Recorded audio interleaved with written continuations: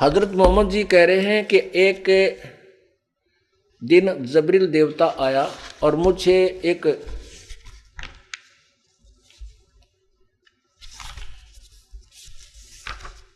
गधे से थोड़े बड़े जानवर पर बैठा कर ले गया, बुराक पर। और वहां कौन देखा? वहीं पर मूसा जी देखे, ईसा जी देखे। वो कौन था पुण्यात्मा? वो पितृलोक है। वहां वो स्वर्ग लोक है, एक तरफ नरक है उसी स्वर्ग में, एक तरफ स्वर्ग है, और उसके अन्य स्थानों पर दूसरी तरफ एक बहुत बड़ा पितृलोक है, जहां पर सभी ये पितृ और भूत प्रेत बने हुए ऊपर वहां रह रहे हैं। पितृ तो वहां ऊपर रह जाते हैं, भूत यहां धक्के खाते रहते हैं। पितृ वो पुण्यात्मा बनती हैं जो कभी शास्त्र गुण साधक थे और फिर मनुष्य जन्म प्राप्त हुआ, अगले जन्म में उन्होंने सत साधना मिली नहीं और अपनी पुण्य कमाई से वो वैसे प्रभुता को तो प्राप्त हो गए, लेकिन अलग फिर से चार जरना लगने से, फिर से भक्ति सत ना होने से वो पितृ बन गए। अब वहां सारे वहां मिले उसको। देखिएगा, ये देखिएगा पृष्ठ 164 पे, प्यारे नबी अपने सच्चे साथियों के बीच बैठे, अल्लाह ने उनको जो बड़ी बड़ी नेमत दी थी उनका जिक्र करने लगे। बैतुल मरकदस से आकाश पर जाने का हाल भी सुनाया। वहाँ कुदरत ने जो जो जलवे देखे उनको भी बयान किया। आप हजरत मोहम्मद ने फरमाया कि इस तरह हजरत जबरील मुझे पहले आकाश पर ले गया। वहाँ इंसानों के बाप हजरत आदम मिले। उनका हाल यह था कि जब दाईं ओर देखते तो खिल उठते और हंसने लगते, और बाईं ओर देखते तो मारे गम के आंसू भर लेते, क्योंकि दाईं ओर उनकी नेक औलाद कर्म थे और बाईं ओर बद के। हजरत आदम अलैहि के ने आप सल्लल्लाहु यानी हजरत मोहम्मद को देखा तो बोले, तुम्हारा आना मुबारक है, नेक नबी है, नेक बेटे। आप हजरत मोहम्मद ने पूछा, जबरील ये कौन है? उस देवता ने जवाब दिया, उन्होंने जवाब दिया जबरील ने, यह आदम अलैहि है, सारे इंसानों के बाप। फिर जबरील अलैहि आपको दूसरे आकाश पर ले गया, फिर तीसरे पर। इसी तरह आगे बढ़ते गए। आप जिस नबी के पास से गुजरते वे मनमोहक शब्द कानों में गूंजते, तुम्हारा आना मुबारक है, नेक नबी है, नेक भाई। इसी तरह आपने 7वें आकाश पर पहुंच गए। वहां इस तरह आप सल्लल्लाहु यानी हजरत मोहम्मद 7वें आकाश पर पहुंच गए। वहां हजरत इब्राहिम अलैहि मिले। तीसरे देखते ही बोले, तुम्हारा आना मुबारक हो, नेक नबी है, नेक बेटे। आप आगे बढ़े और आगे बढ़ते ही गए। रास्ते में सौंदर्य के रूप भी देखे और प्रकोप के दृश्य भी। हजारों फरिश्ते भी नजर आए जो सजदे में पड़े हुए रब का गुणगान करते थे। बढ़ते बढ़ते आप अल्लाह के सिंहासन के करीब पहुंच गए। वहां आप सल्लल्लाहु अलैहि हजरत मोहम्मद पर और आप की उम्मत पर 5 नमाजें फर्ज हुई, 50 नमाजें फर्ज हुई। आप वापस हुए तो हजरत मूसा जी के पास से गुजर हुआ। कहिए क्या फर्ज हुआ उम्मत पर? उन्होंने देखते ही पूछा। हजरत सल्लल्लाहु यानी मोहम्मद जी बोले, 50 नमाजें मुझे कही गई। मूसा ने कहा, लौट कर जाइए, रब से कमी करने की दरखास्त कीजिए। फिर कम कर 5 नमाज हैं, ये 5 रह गई। अब पुण्यात्माओं,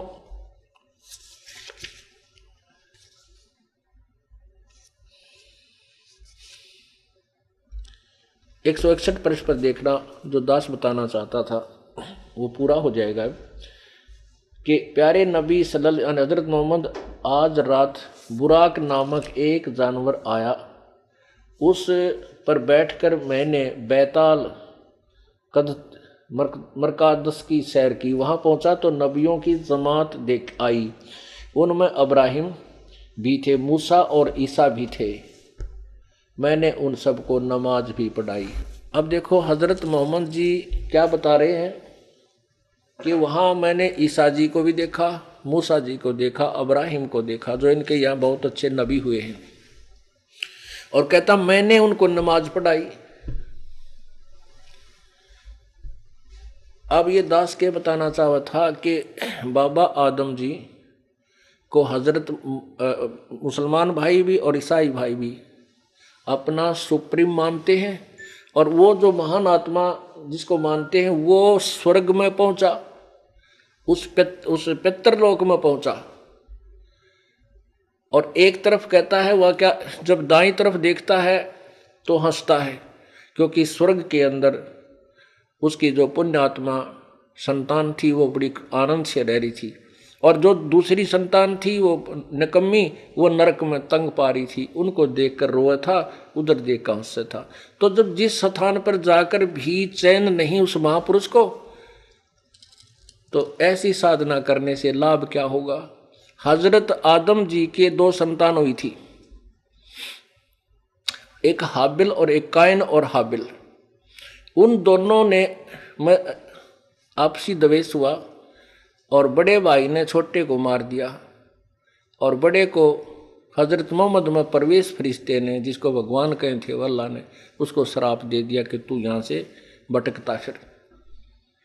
अब शुरुआत से दुख, और वहाँ जहाँ ये साधना से जहाँ पहुँचे वहाँ भी दुखी वो महान आत्मा हजरत आदम, तो अन्य अनुयायी कैसे सुख होंगे उस साधना से। परमात्मा ने वो तरले बासन पर मारी, नीचे वाले पर। अब यही कारण था कि परमात्मा के विरोधी बन गए। अब क्या बताते थे,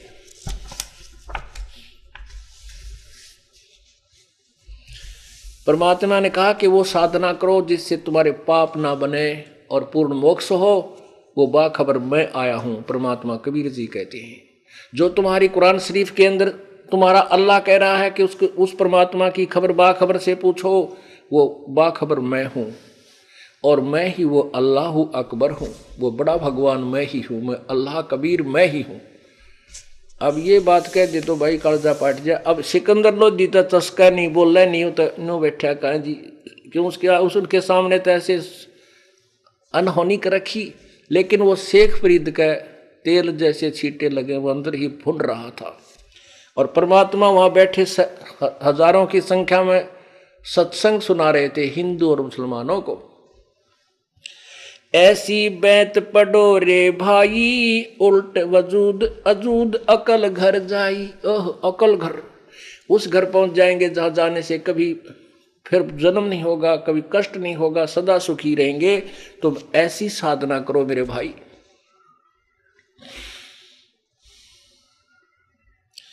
कलमा पाक प्याली नूरी, प्याला नूरी कर पांचों बिस्मुल बेग सबूरी। काफिर कुफर करे बद फैला, इस खाने से हो मन मैला। तो बद फैल करते हो, मांस काटते हो, गाय काटते हो हैं, और बकरे काटते हो। हजरत मोहम्मद जी ने तो बकरा शब्द से मारकर जीवित कर दिया था, हजरत मोहम्मद जी ने गाय को शब्द से वचन से मारकर जीवित कर दी थी। तुम करके दिखाओ। एक समय एक गुरु चेला चले जा रहे थे। गुरुजी बोला, भाई चले तू मेरे ते एक स्टेशन पाछा रहिए, और जहां मैं रुकूं वही तू रुकना, जहां मैं खाना खाऊं उसी होटल पर या घर में तू खाना खाना। रास्ता तय हो गया, इन गांवों से गुजरते हुए हम चलेंगे। चेला उस रात को पिछले स्टेशन पर ठहरे, गुरुजी अगले स्टेशन पर पूरा निर्धारित थे। एक स्टेशन पर वो गुरुजी रुके, होटल पर खाना खाने लगे। उसने पूछा, भाई सब्जी क्या की है, रोटी क्या बना रखी है। होटल वाला बोला, भाई मांडे संडे महात्मा जी, मांडे संडे। महात्मा बोला, लिया भाई मांडे संडे लिया था। उसने रोटी, मांडे रोटियों को बोलते हैं, सांडा एक नेवले जैसा प्राणी होता है, उसकी सब्जी बना रखी थी। महात्मा को ज्ञान नहीं था, उसने वो मांडे और संडे खा लिए, चला गया। और पीछे वो चेला आया, चेला भी उसी होटल पर रुक गया और वहीं खाना खाया। क्यों पता कर गया वे गुरुजी कहाँ खाना खाया। होटल वाले बोले से पूछा, भी रोटी क्या की है, मांडे और संडे। अब चेला बोला मेरे गुरुजी ने क्या खाया भाई? अब ये मंडे संडे खाए। अब नहीं, हमारे गुरुजी तो मांस नहीं खाते। कि ना भाई खाए। वो बोला लिया भाई मैं भी खा लेता हूँ फिर तो। अब वहां जाकर के गुरु चेला जब इकट्ठे हुए, कहने लगे बेटा तने उस होटल पर क्या खाया? उस गुरुजी को पाछे पता चल गया कि भाई वो तो मंडे संडे थे। उसको पता लग गया चेले को ये तो भाई मांस है। तो बोला जी आपने मंडे संडे खाए, मैंने भी मंडे संडे खा लिए। तो गुरुजी बोला निकम्मे मन तो बेरा नहीं था, ये संडे के हमने सोचा कोई सब्जी होगी, और तेरे तो पता था तने क्यों खाया? उन्होंने बोला जी मेरा भी जी कर गया, और आपने कहा भी मैं जो खाना खाऊं वहाँ खाइए। मैंने ये थोड़ा कहा था मैं जहाँ खाना खाऊं वहाँ खाइए, लेकिन जो खाऊं वो मत खाइए, ये थोड़ा है। मुझे मेरे से गलती होगी तो मुझे पाप नहीं, तूने जानबूझ के खाया तुझे पाप है। और तू चल मैंने खा लिया। क्या करा शिष्य गुरु ने? ऐसे करके एक सांडा, 2 सांडा की सब्जी खाई थी, ऐसे करके बाहर निकाल दिया, सांडा जीवित करके भेज दिया। दूसरा फिर न्यू काट दिया, वो दोनों चले गए। इन्हें बोले तू कर जीवित, नहीं कर सकता। तो कहने का भाव ये है कि जैसे हजरत मोहम्मद जी ने कहता फिर तूने खाने का भी अधिकार नहीं था। अब कहने का भाव ये है कि हजरत मोहम्मद जी ने वो गऊ मार दी, जीवित कर दी, और बकरा काट दिया, जीवित कर दिया, और तुम ड्रामा करते हो एक यादगार बनाए रखने के लिए। अब तुमने वो एक अलग से कहानी बना ली।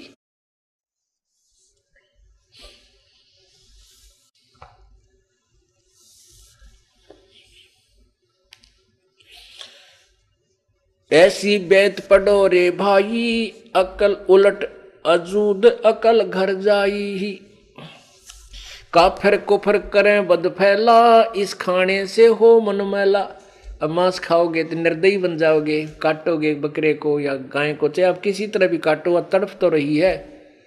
अब आपका गल कोई काटने लगे, कहते हैं कि हम तो हलाल करते हैं, कलमा बोल बोल के धीरे धीरे प्यार से मारते हैं। अल्लाह तेरे को मारे प्यार ते सिकंदर। ओ परमात्मा बोले कबीर जी अगला पीर जी तेरी गर्दन काटा कति यो कलमा पढ़ के प्यार ते। आ बैठ उल्टा सर कहने को क्यों बकवाद करता है? अरे अपनी जान जा जब तो बकवाद, और दूसरे जीव को तुम मार रहे हो, तो इससे कहते तुम भक्त नहीं रहोगे, निर्दयी बन जाओगे। काफर कुफर करें बद फैला, इस खाने से हो मन मैला।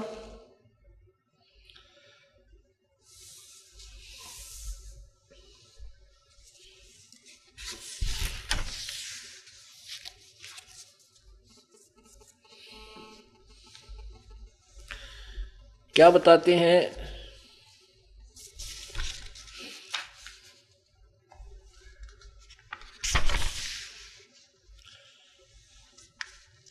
ना थे हिंद मुसलमाना, राम रही न दुआ सलामा।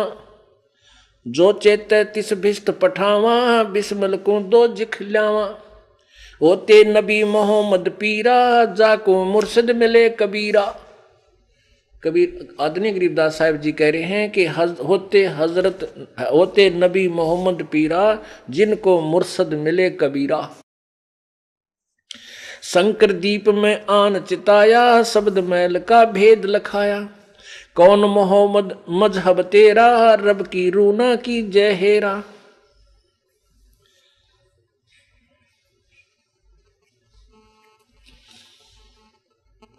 अब काजी मुल्लाओं को परमात्मा बता रहे हैं, ये जो ब्रू तुम भिष्ट पठाई, तो तदबीर करो कबीला भाई।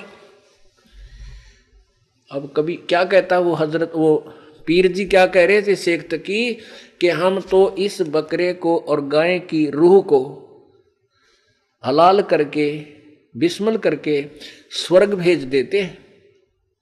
परमात्मा कहते हैं अगर तुम्हारे कलमा पढ़ने से और ऐसे गर्दन हलाल करने से परमात्मा प्राप्ति हो, तो पशुओं का नंबर कोई नहीं आन दे। पहले तो जैसे कोई प्लाट मिलते हो और क्यों अधिकारी हो, पहले तो अपने रिश्तेदार ने देगा, आजा फटाफट ले, वो कौन बकरा नंबर आन दे। तो ऐसे ही यदि ये तुम्हारी छोरी सही हो कि ऐसा करने से ये रूह यानी आत्मा बकरे और गाय की स्वर्ग चली गई, तो तुम अपने परिवार के किसी सदस्य को और या अपने को ऐसा करके दिखा दो, हम मान जाएंगे ये तुम्हारी थ्योरी सही है। जो ये रूतें भिस्त पठाई तो कर तदबीर कभी लाभ आई।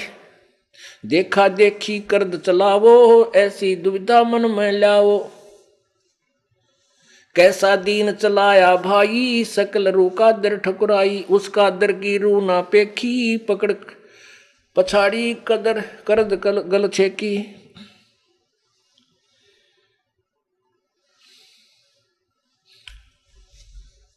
अब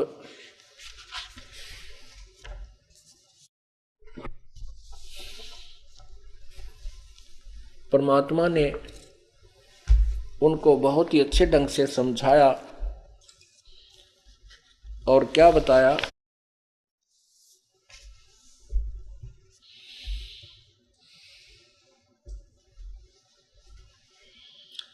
ये बिस्मल कित से आई काजी बिस्मल कित से आई। भाई तात बोलो राम खुदाई। जा ममड़ी का दूध पीवत हो दही घरत बहु खाई। जाको फिर तुम हलाल करत हो लेकर करद कसाई। ओए जिस माँ का गाय का तुमने दूध पिया और खूब घी और मलाई खाई और फिर उस माँ को तुम कत्ल करत हो लेकर करद कसाई।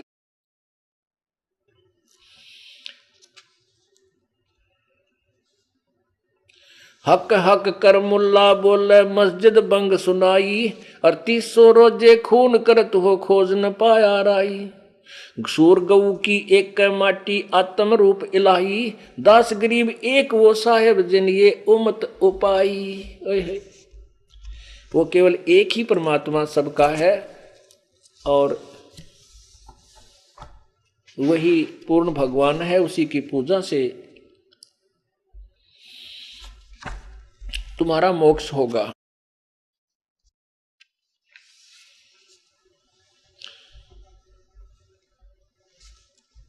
दिल ही अंदर हुजरा काजी दिल ही अंदर हुजरा। कर ले उस साहिब से मुजरा उस साहिब से मुजरा कर। जिसमें कुरान शरीफ के का ज्ञान दाता अल्लाह भी कह रहा है कि वो परमात्मा तो 7 दिन में सृष्टि रच कर तख्त पर जा बैठा। उसकी खबर किसी बाखबर से पूछ ले। कहते हैं उस साहिब का मुजरा करो जो तुम्हारी कुरान शरीफ में संकेत है। तुम कुरान शरीफ का आदेश भी पालन नहीं कर रहे हो। सत्र काबे देख नूर के खोल कवाड़ी झांकी। ताप पर एक गुमज है जा पंथ डगरिया बाकी। हक हक कर मुल्ला बोले काजी पढ़े कुराना। जिनको कहाँ दीदार जो काटे गला बिराना। उनको भगवान कहाँ दर्शन देगा जो दूसरे का गल काटते हैं। हक हक कर मुल्ला बोले काजी पढ़े कुराना। और जिनको कहाँ दीदार जिनको ओ दीदार कहाँ जो काटे गला बिराना। अरस कुरस पर अल्लाह तकत है खालिक बिन नहीं खाली। वे पैगंबर पाक पुरुष थे साहिब के अब्दाली। मोहम्मद को नहीं गोसत खाया गऊ न बिस्मल कीती। एक बार कहा नबी मोहम्मद ता पर एती बीती। नबी मोहम्मद नमस्कार है राम रसूल कहाया। 1,80,000 को सोगद जिन नहीं कर चलाया। वे ही मोहम्मद वो ही वे ही मोहम्मद वे ही महादेव वही आदम वो ब्रह्मा। दास गरीब दूसरा कौन है देख अपने घर में। अब परमात्मा क्या बताते हैं कि जो हजरत मोहम्मद जी थे ये शंकर जी के उपासक थे पहले। और जैसे आपने गीता जी में सुना है कि जो पहले जन्म में जो जैसा साधक था शास्त्र विरुद्ध वो वर्तमान में भी वो उसी तरह का साधक होता है। शंकर जी की उपासना करते थे। ये शंकर के कोई गण थे और फिर ये नीचे आए तो फिर भी वही कसक इनके अंदर थी, प्रभु की चाह थी। तो काल के 2-3 फरिश्तों ने उनको गुमराह कर दिया। परमात्मा खुद कबीर जी अपनी प्यारी आत्मा के पास आए, इनको सतमार्ग समझाया, सतलोक भी दिखाया, पर नीचे इनके बहुत से शिष्य बन गए थे। वह प्रभुता ना छूटी, और उधर से जबरील देवता का वो डर कहीं वो फेर ना टिटवी दाब दे।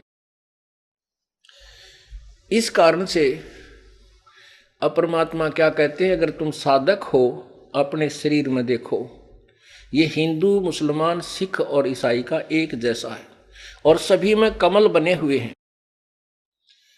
कमल बने हुए हैं। इनको हम मंत्र देंगे, जाप करो, इनमें देखना चाहते हो आप देख भी सकते हो। क्या है कि हजरत आदम जी ब्रह्मा जी के अवतार थे, वो ब्रह्मा जी के उपासक थे, ब्रह्मा जी के लोक से आए थे, वो पुण्यात्मा थी, पिछले जन्मों के संस्कार उनके भक्ति युक्त थे, लेकिन भविष्य की साधना उनकी ठीक नहीं बनी। क्या कहते हैं, वही मोहम्मद, वही महादेव और वही आदम, वो ब्रह्मा, दास गरीब दूसरा नहीं तो देख अपने घर में, इस शरीर के अंदर देख जहाँ कर तुझे पता चलेगा। क्योंकि हमारे शरीर में ये कमल बने हुए हैं, जैसे टीवी के ऊपर चैनल होते हैं।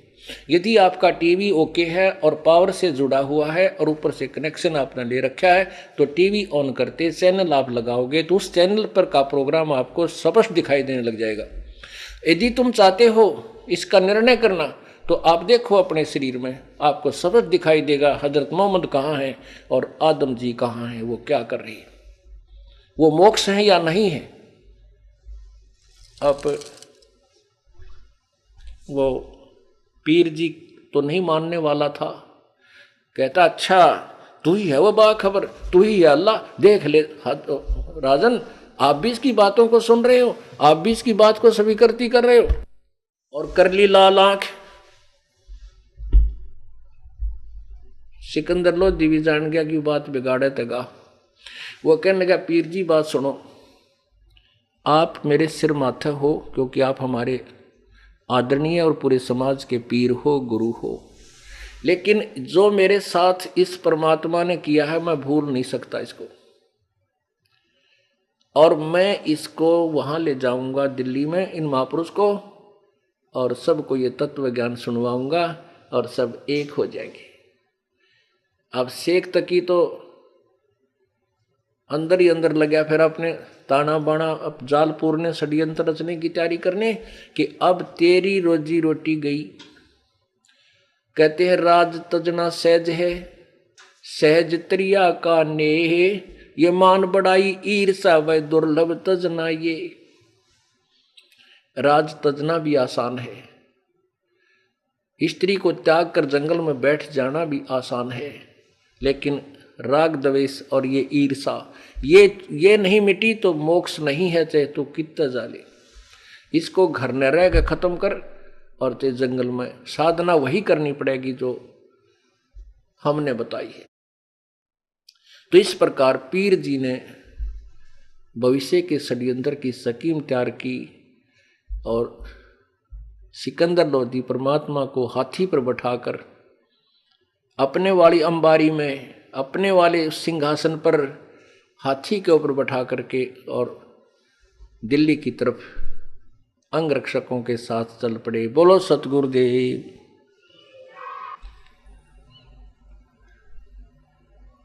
कर जोरूं विनती करूं, धरूं चरण पर शीश, गुरु राम देवानंद जी महाराज ने दियो नाम बख्शीश। कोटि कोटि सिजदा करूं, कोटि कोटि प्रणाम, चरण कमल में राखियो मैं, बंदी जाम गुलाम।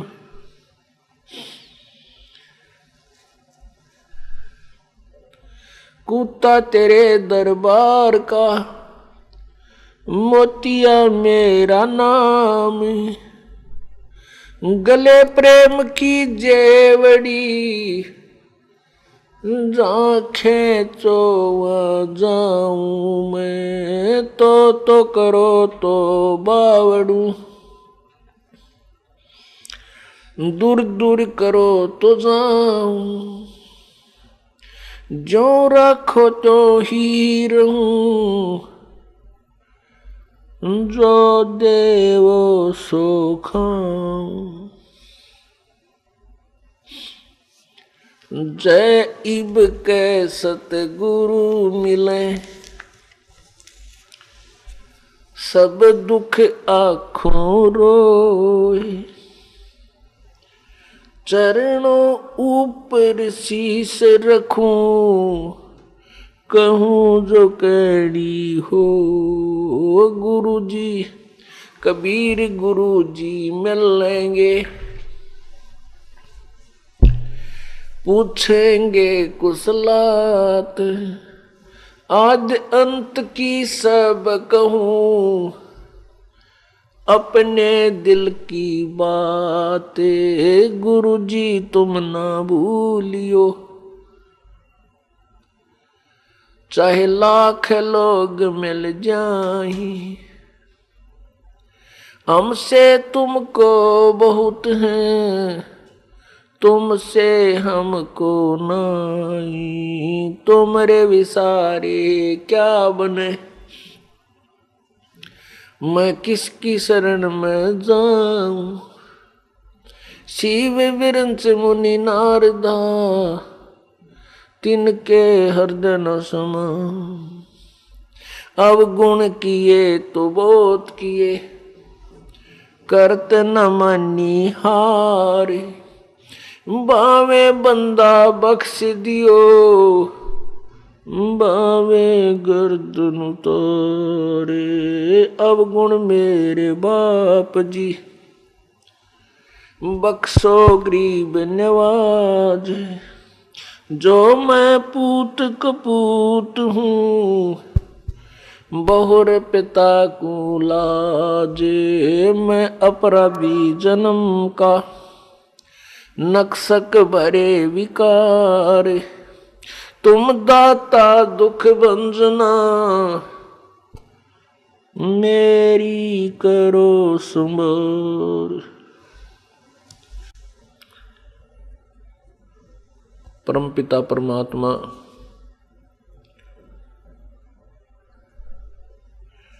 कबीर परमेश्वर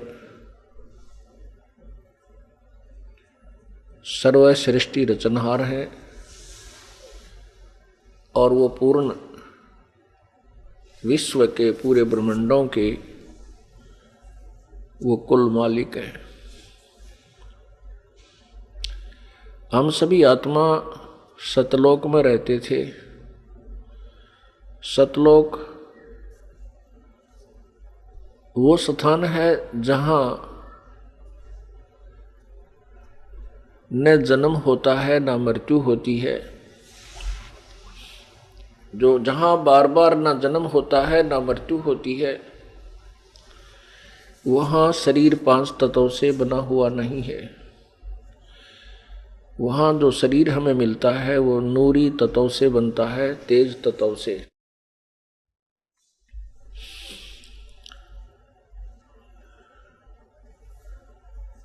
और वहाँ पर कोई रोग नहीं, कोई दुख नहीं। सतलोक के अंदर कोई काम नहीं। वहाँ पर प्रत्येक सुविधाएं, फल फ्रूट, हर प्रकार के पदार्थ परमात्मा की तरफ से सदाबहार वृक्ष हैं, सदाबहार वहाँ पर बाग है, सदाबहार नदियाँ हैं, हर प्रकार के पदार्थ वहाँ पर उपलब्ध हैं। जैसे हम यहाँ पर सुख खोजते हैं, छुट्टियाँ लेते हैं, पिकनिक मनाने जाते हैं। कहाँ जाते हैं?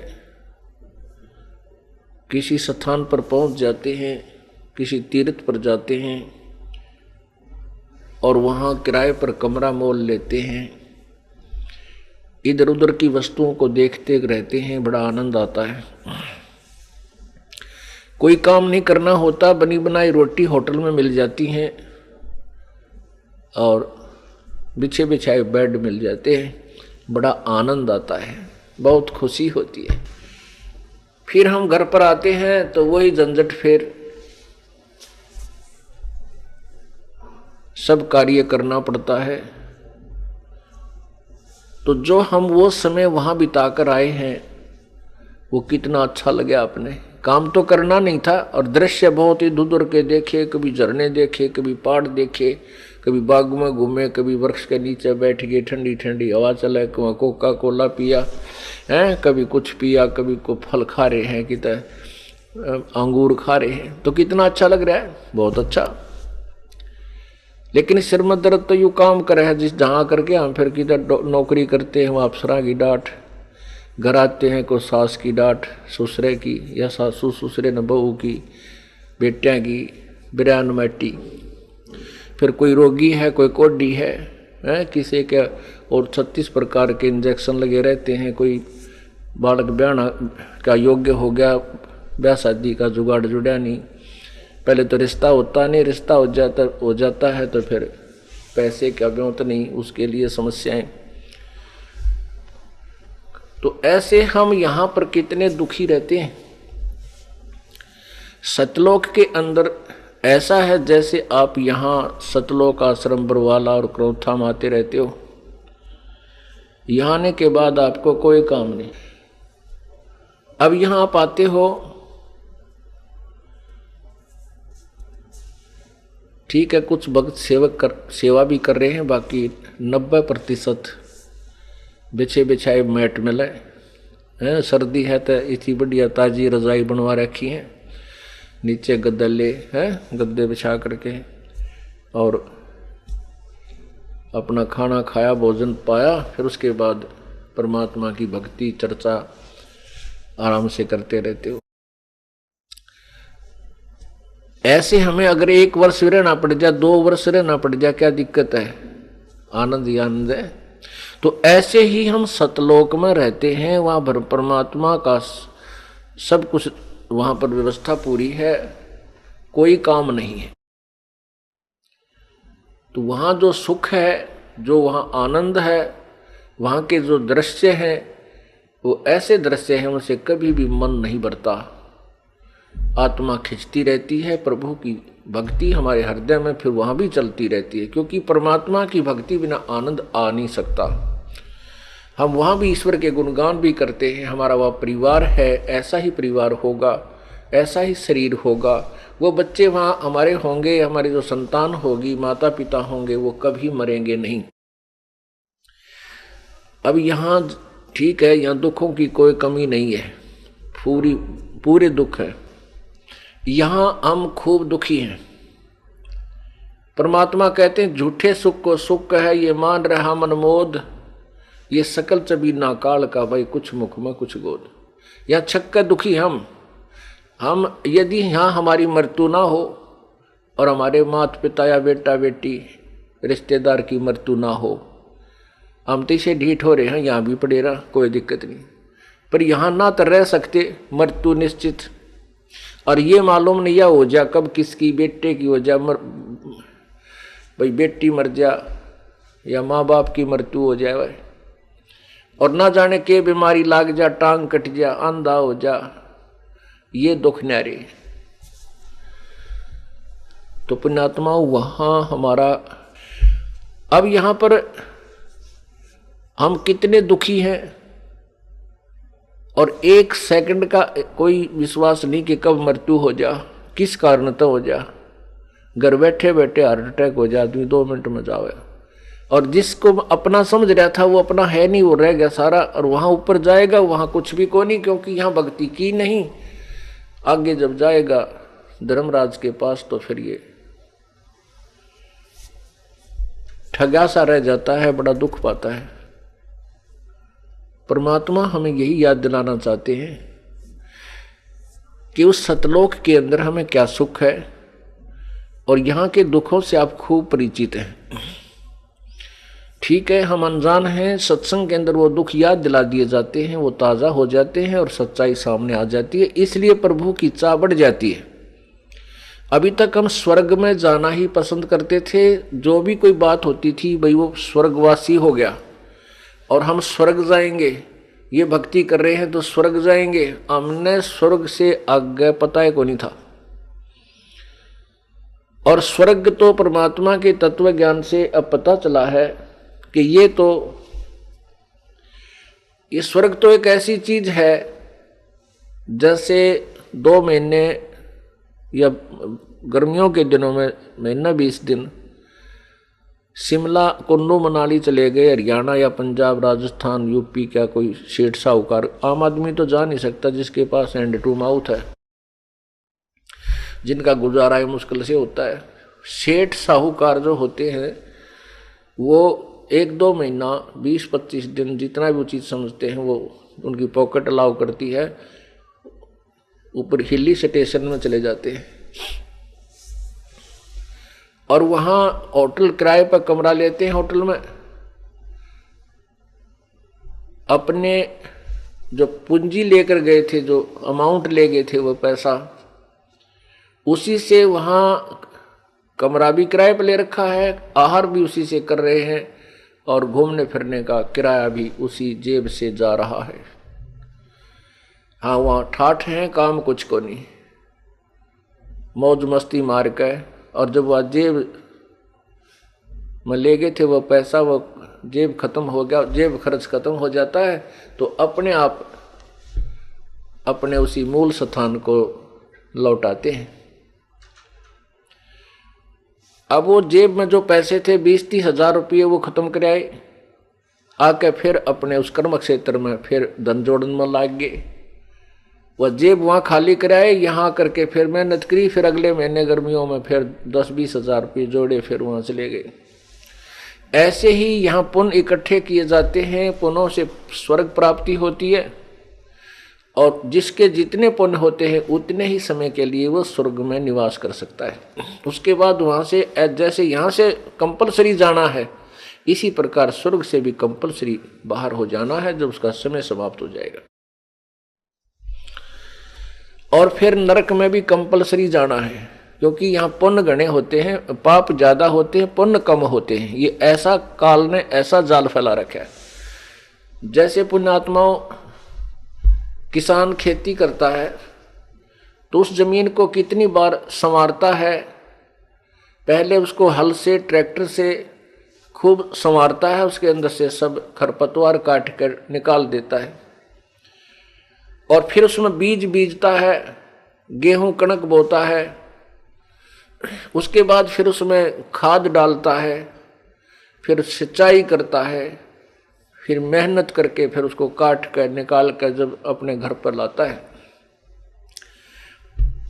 अब गेहूं तैयार करने के लिए कितना समय भी लगाया, पैसा भी लगाना पड़ा। जब गेहूं बने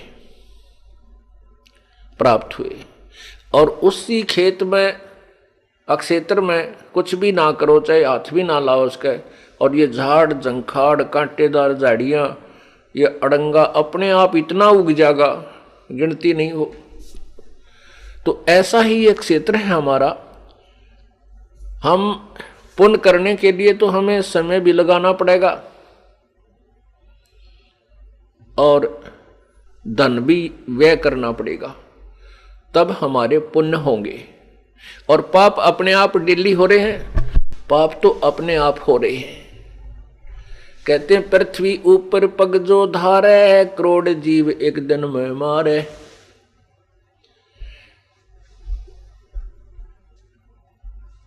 सत्य ब्राह्मण की है हत्या, जो चौका तुम दे वो नित्या। जैसे हम पोचा मारे हैं, फर्श के ऊपर जैसे पोचा लगाते हैं, या पहले लीपया करते थे, घर को लीपते थे, खाना बनाने से पहले चूल्हा आसपास के उसकी लिपाई करते थे, स्वच्छ बनाते थे। खान पान में दमन प्राणी, खाना बनावा उसमें जीव मरे, खावा उसमें जीव मरे, श्वास लें उसमें जीव मरे। कहते इतने पाप होते हैं दिन में जिनकी गिनती नहीं, और पुण्य करने के लिए विशेष व्यवस्था करनी पड़ती है, पूरा संत ढूंढना पड़ता है, पूरे संत से नाम लेकर शास्त्र अनुकूल साधना करनी पड़ती है, तब जाकर के कोई पुण्य बनते हैं। तो इसलिए नरक में जाना कंपलसरी है, और बहुत लंबा समय नरक का होता है, स्वर्ग का समय बहुत कम होता है। उसके बाद फिर 84 लाख प्रकार के प्राणियों के शरीरों में ये प्राणी कष्ट उठाता है, और सतलोक में ऐसा कुछ नहीं है। पुण्यात्माओं, हमारा थोड़ा सा पैसे का जुगाड़ हो जावे और ये पता चल जावे कि उस शहर में बहुत सुविधा है, बड़ा अच्छा स्वच्छ शहर है, और वहाँ बिजनेस भी बढ़िया हो जाएगा आपका, और वहाँ ड्यूटी भी ठीक, नौकरी भी मिल जाएगी, तो हम तुरंत त्याग देंगे उस स्थान को और वहाँ जा कर के बस जाएंगे। इसी प्रकार जब हमें ये ज्ञान होगा कि जहाँ हम रह रहे हैं ये तो हमें पता चल गया कैसा स्थान है, इसके बाद हम स्वर्ग पर आश्रित थे, स्वर्ग का पता लग गया, वो भी स्थायी स्थान नहीं है, उसमें भी चलो चलो रहेगी। उसके अब हमें पता चला कि सतलोक वो स्थान है जहां हम सदा रह सकते हैं, वहां कभी मृत्यु नहीं होगी, हमारा परिवार होगा और वहां भगवान के दर्शन सदा होया करेंगे।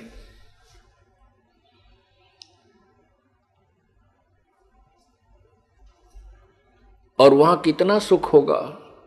शंखों लहर मेहर की उपजे कहर नहीं जा कोई, दास गरीब अचल अविनाशी सुख का सागर सोई। अब आप देखते हो कोई टेंशन हो जाती है, किसी प्रकार की कोई ऐसी दुख में खबर सुन लेते हैं, या फिर किसी शत्रु के प्रति द्वेष हो जाता है, ये हमारे तकरीबन बना रहता है।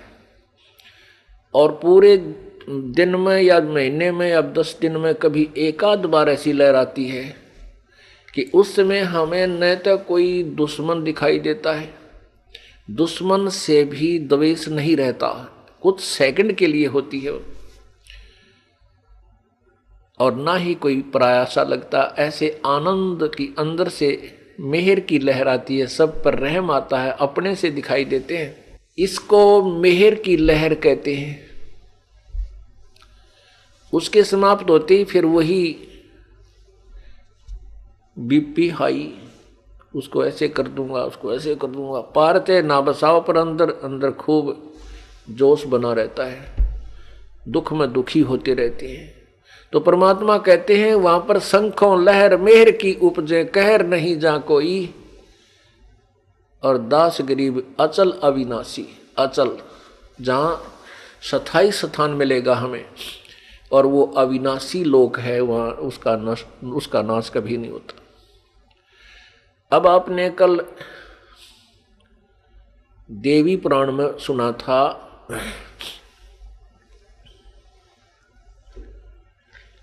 देवी पुराण में आपने सुना था कि भगवान विष्णु तो कह रहे हैं कि मैं तो केवल दुर्गा को ही भगवान मानता हूं, इससे ऊपर कोई शक्ति देवता नहीं है, कोई भगवान नहीं। देव माने भगवान, देवता कहो, देव कहो, परमात्मा अल्लाह गॉड कहो, ये भगवान की संज्ञा है। लेकिन ये देव घने हो गए, इसलिए उस महादेव कहा जाता है। महादेव, ये महादेव कौन है? शंकर भगवान को महादेव कहते हैं? नहीं, वो परमेश्वर की तरफ संकेत होता है। वैसे तो नाम ये भी महादेव कहलाते हैं, क्यों अन्य देवताओं से ये थोड़े से ऊपर हैं, उनसे ताकत और सतीथि में ये उच्च हैं। वास्तव महादेव परमात्मा ही होता है। अब दुर्गा क्या कहती है वो भी आपको कल पढ़ा था, आज फिर पढ़ाए, क्योंकि प्रसंगवश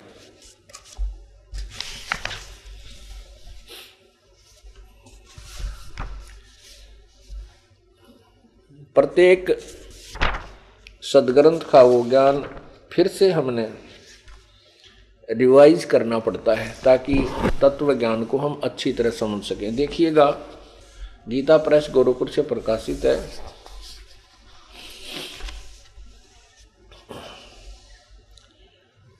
ये देखिएगा, ये पहला स्कंद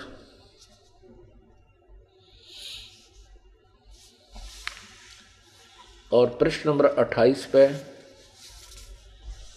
और इसका अध्याय नंबर 4 है, क्योंकि यहाँ अध्याय नंबर 3 समाप्त हो जाता है, 1 से 3 का विवरण, और चौथा शुरू होता है 27 पे, और 28 पे हम नीचे इसको ज्यादा ना पढ़ेंगे। नारद जी ने कहा,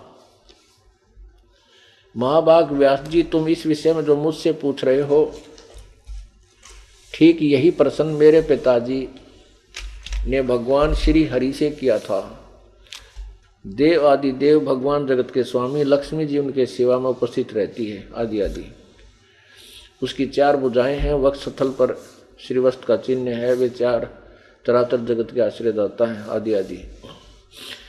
उनकी भगवान श्री हरि महान तप कर रहे थे, उनकी समाधि लगी थी। यह देखकर मेरे पिताजी ब्रह्मा जी को बड़ा आश्चर्य हुआ। ब्रह्मा जी ने पूछा, प्रभु आप देवताओं के अध्यक्ष से, जगत के स्वामी हो, सारे ये सब कुछ बताया। आश्चर्य हो रहा है कि आप देवेश्वर एवं सारे संसार के शासक होते हुए भी समाधि लगाए बैठे हो। अब यहां लेंगे हम 28 पे, 29 पे देखिएगा।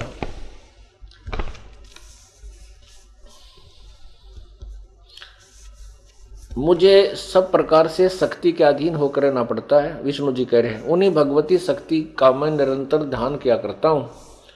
ब्रह्मा जी, मेरी जानकारी में इन भगवती शक्ति से बढ़कर दूसरे कोई देवता नहीं। अब भगवान विष्णु जी कह रहा है कि मैं तो दुर्गा का ध्यान करूं, इसी की पूजा करता हूं, और मेरी जानकारी में इस दुर्गा से बड़ा कोई भगवान नहीं है। अब दुर्गा जी कहती है इसके 562 पृष्ठ पे, दुर्गा जी कहती है, ये देखिएगा 7वां स्कंद अध्याय 36, 7वां स्कंद अध्याय 36 हम थोड़ा सा सुनाएंगे, क्योंकि ये कल 2 बार सुना लिया है। 562 से प्रकरण शुरू होता है, लेकिन हम 563 से ही लेंगे, थोड़ा सा लेंगे। यहां देवी कह रही है, श्री देवी जी कहने लगी, पर्वतराज, ये सारा कुछ बताती हुई यहां आ जाती है।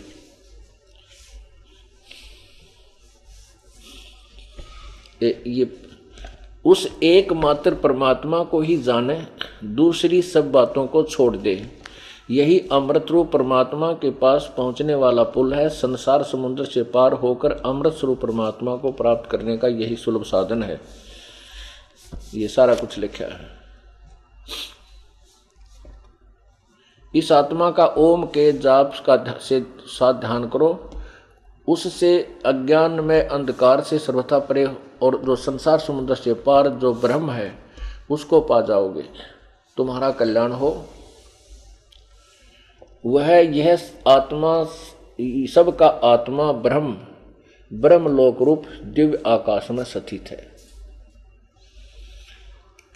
अब ये क्या कहना चाहते हैं दास, देवी भगवान विष्णु तक है, देवी से ऊपर कोई भगवान नहीं। और दुर्गा कह रही है कि और परमात्मा है, वो ऊपर लोक में रहता है। कहाँ? ब्रह्म लोक में, ब्रह्म लोक में रहता है। अब पवित्र गीता जी में लिखा है 8वें अध्याय के 16वें श्लोक में कि ये ब्रह्म लोक तक सभी नासवान है।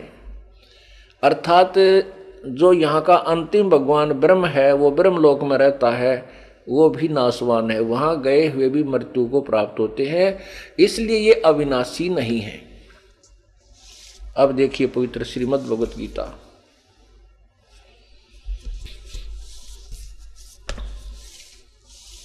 अध्याय नंबर 8 का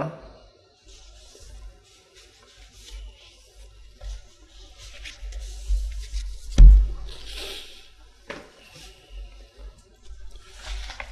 अध्याय नंबर 8 का मंत्र नंबर 16 आपको दिखाते हैं। अध्याय नंबर 8 और मंत्र नंबर 16। हे अर्जुन, ब्रह्मलोक पर्यंत यानी ब्रह्मलोक तक सब लोग पुनर्वर्ती में हैं, पुनर्वर्ती हैं। पुनर्वर्ती का अर्थ है दोबारा जन्म मृत्यु होता है, सब का ये नष्ट होते हैं।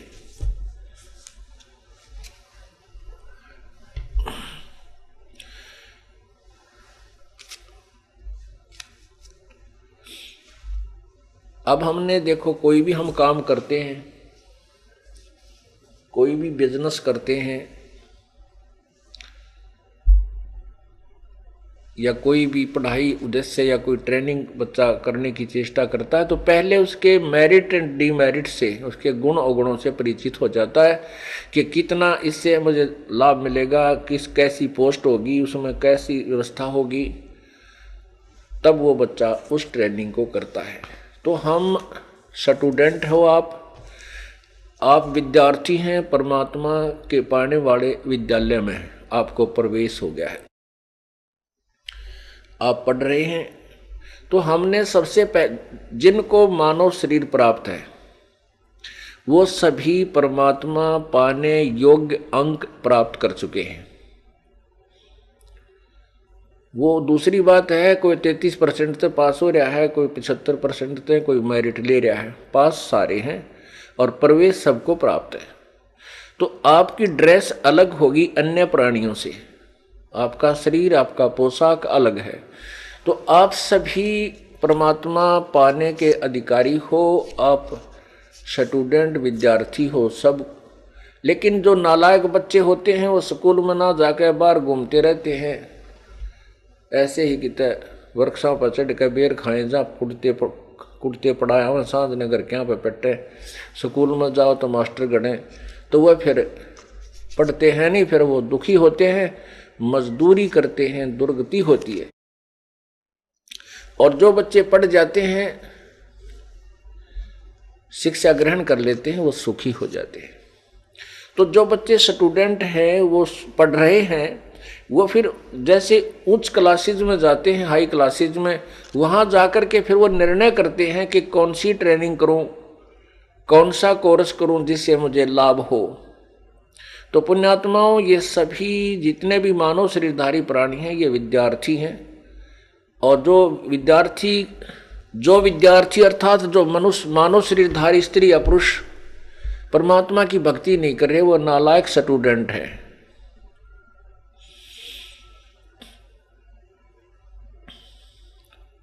और वो अपना जीवन व्यर्थ कर रहे हैं, वो अपने उद्देश्य से वंचित रह जाएंगे, वो बाद में पछतावेंगे। कैसे पछतावेंगे? जैसे एक व्यक्ति सड़क के ऊपर माटी डाल रहा था, मजदूरी कर रहा था, और उसी महकमे का एक्सियन आ गया जीप में बैठ के, और वो सभी अधिकारी कर्मचारी जो थे वो सब अलर्ट थे। वो अपना आगे चला गया।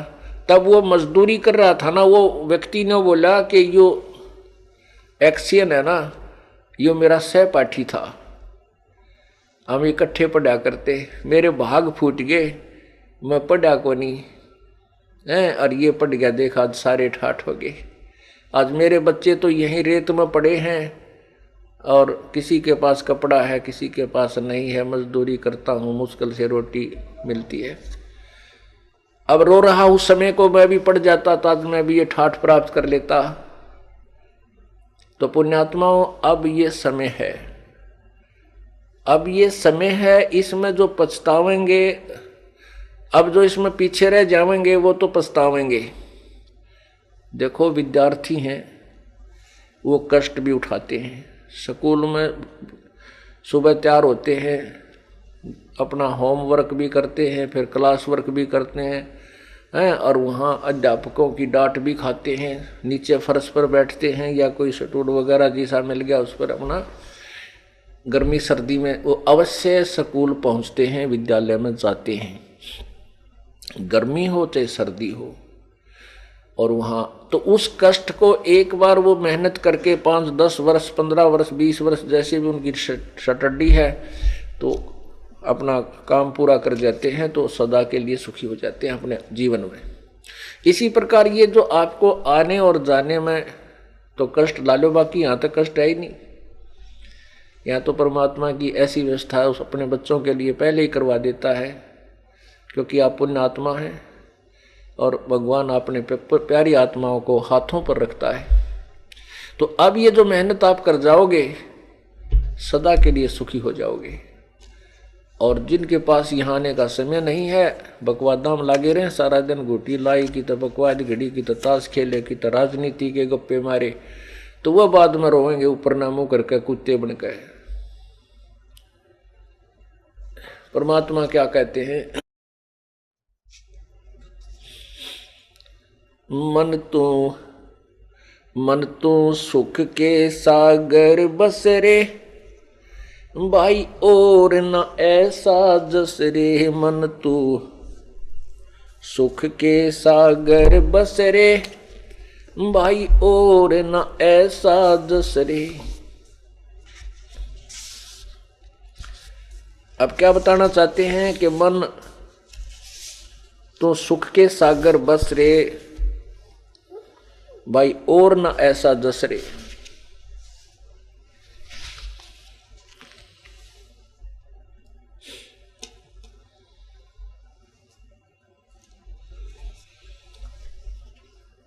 भाई सर्व सोने की लंका होती, रावण से रणधीरम। सर्व सोने की लंका होती, रावण से रणधीरम। एक पलक में राज विराजी, वो जम के पड़े जंजीरम। मन तू सुख के सागर बसरे, भाई और न ऐसा यसरे। अब देखो रावण के कितने ठाठ थे। रावण एक नेक आत्मा का आदमी था, परमात्मा को चाहने वाला था। अब उस पुण्य आत्मा को मार्गदर्शक ठीक ना मिले, और मार्गदर्शक ठीक ना मिलने से उसको जो गुट्टी पिला दी कि भगवान, जैसे उनके गुरुदेव ने उसको क्या बता दिया कि भगवान शिव से बड़ा कोई परमात्मा नहीं, और भगवान शिव की साधना करने से तू धनी हो जाएगा, तुझे सिद्धि प्राप्त हो जाएगी, कितना धन ले लिए ऐसे हो जाएगा, तुझे राज्य मिल जाएगा, ठाठ करेगा। अब उसने जैसा भी बताया कि उसके गुरु ने बता दिया कि वेदों में भगवान महाशिव, सदाशिव, ये शिव ही सब कुछ है, इसकी पूजा करके और आप स्वर्ग प्राप्ति कर सकते हो, राज्य प्राप्ति कर सकते हो, सिद्धियां हो जाएंगी, आकाश में उड़ सकते हो, ऐसी सिद्धियां ये दे देते हैं। तो ये खिलौने इन भगवानों के पास हैं जो काल के जाल में फंसाए रखने के हैं। अब उस रावण ने उस तमोगुण भगवान शिव की भक्ति की, और ऐसी भक्ति की कि आप तो 7 जन्म नहीं कर सकते उस शिव जी की भक्ति। कैसी भक्ति की कि खड़ा होकर के तपस्याएं की, जब नहीं प्रसन्न होता दिखा तो यहां से तलवार मार के और अपना शीश चढ़ा दिया। ऐसा फिर परमात्मा शिव जी ने फिर उसको वापस दे दिया। फिर 10 बार उसने ऐसे किया, तो कहते हैं ऐसी साधना की, और उसके प्रतिफल में उसने क्या प्राप्त किया, सारे सोने की लंका बना ली, आकाश में उड़ जाने की सिद्धि होगी, और खूब बकवाद करने लग गया। अब जब इस जीव के पास यहाँ ये काल लोक का सुख हो जाता है, ये कोरी कुबद करता है। तो क्या बताते हैं, अब उस प्यारी आत्मा ने साधना भी की, तमोगुण भगवान की और राक्षस कहलाया और कुत्ते वाली मौत मरा। दुनिया उसके नाम से भी नफरत करती है। तो परमात्मा इसलिए कहते हैं मन तू सुख के सागर बस रे भाई और न ऐसा यस रे। अब उसने अपनी महिमा बनानी चाहिए थी कि मैं धनी हो जाऊंगा, आकाश में उड़ जाऊंगा, कोई यार इतने सेना बन गई, इतने उसके योद्धा थे और रावण रावण हो रही थी उसके राज्य में, तो राजा की महिमा होगी होगी। कहते वो यश प्राप्ति के लिए उसने जो कुछ भी किया वो यश नहीं रहा, वो खुद भी ना रहा, अन्ना व सोने की लंका उसके पास रही, वो विभीषण को दे दी गई। विभीषण को क्यों मिली? क्योंकि वो परमपिता परमात्मा का साधक था और उसने इसे डले डोए नहीं, क्योंकि ये साधना नहीं की। उसने केवल पूर्ण परमात्मा मुनिंदर रूप में आए हुए प्रभु से उपदेश लेकर के सच साधना की और उस सच साधना से उसको वो राज भी मिला जिसको रावण नहीं रखा, तमोगुणी भगवान की पूजा करके। इसलिए कबीर परमेश्वर कहते हैं जय तुझे राजपाठ को चाहिए तो मेरा इधर ले ध्यान, तने धन भी चाहिए वो भी मैं दूंगा, और तने राज्य चाहिए नालायक को भी मैं दे सकता हूं और सहज मैं दे दूंगा, इस तरह की कठिन तप करने की आवश्यकता नहीं। लेकिन ये राज्य और यहाँ का धन तेरा शत्रु होगा, ये पहले बता दिया जाता है। अब तू मांग ले, मोक्ष मांगना चाहता है या यहाँ के खिलौने मांगना चाहता, मैं सारे दे दूंगा। सबका सब ये भी मेरे से ही मांगते हैं, जैसे भगवान विष्णु शिव भी साधना करता है किसी की, तो कहते हैं फिर यो काल भी ज्योति निरंजन भी साधना करता उस कबीर परमेश्वर से मांग करके अपने किस ब्रह्मांडों को चला रहा है।